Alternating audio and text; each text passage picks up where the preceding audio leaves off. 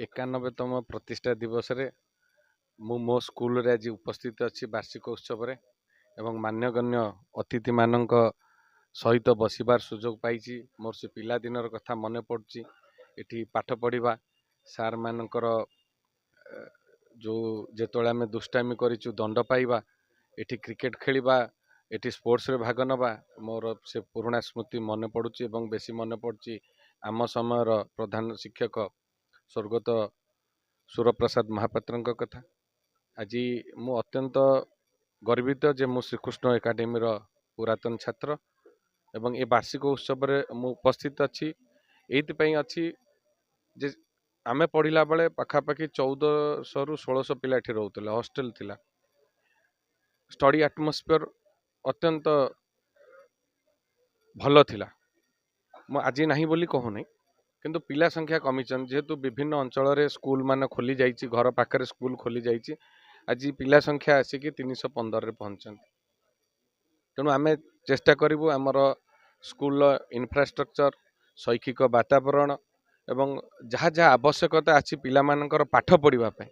से सबूर सुविधा सुजोग जोगे देवाई तेणु जी दिन जाए मत ये अंचल लोक जो गुरु दायित्व देते से समय भितर सबू स्कूल कॉलेज तो उन्नति हम आम सरकार लोकंकर सरकार प्रिय मुख्यमंत्री श्री मोहन चरण माझी महोदय प्राथमिकता दौरान शिक्षा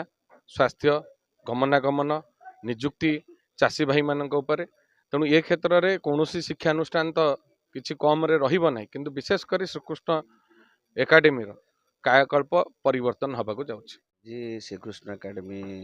जो उच्च विद्यालय अच्छी तार 91तम प्रतिष्ठा दिवस ये प्रतिष्ठा दिवस समारोह पालन होउछि। मु दिने ए स्कूल रे छात्र थिली ए स्कूल रो पाठ पढ़ी मोर सेकेंडरी पाठ ये समाप्त करी मु एसबीएम कॉलेज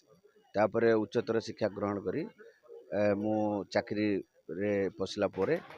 विभिन्न पोस्ट रे थिली आज शिक्षा विभाग रे अच्छी माध्यमिक शिक्षा परिषद रे अच्छी मु सभापति अच्छी तेणु आज आज ये जो जन्मदिन आमर पालन होउछि आम स्कूल ए स्कूल रो जेहेतु मु आलमनाई अच्छी पूर्वतन छात्र अच्छी मु आज बहुत खुशी एवं जेमती आमर मानवर विधायक महोदय कहले आम बेले बहुत पिला थिले एबे पिला संख्या कमी तार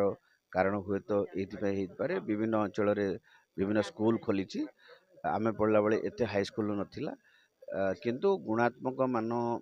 मोर जी अभिज्ञता अच्छी श्रीकृष्ण एकाडेमी गुणात्मक मान किसी कमी ना किंतु आउ टिके शैक्षिक ढांचा रे परिवर्तन आवश्यकता अच्छी जहाँ मुझे आलोचना करुली आमर वर्तमान भारत प्रधान शिक्षक सहित यह किसी खराब ना किंतु आउरी टिके रहिले भल हम।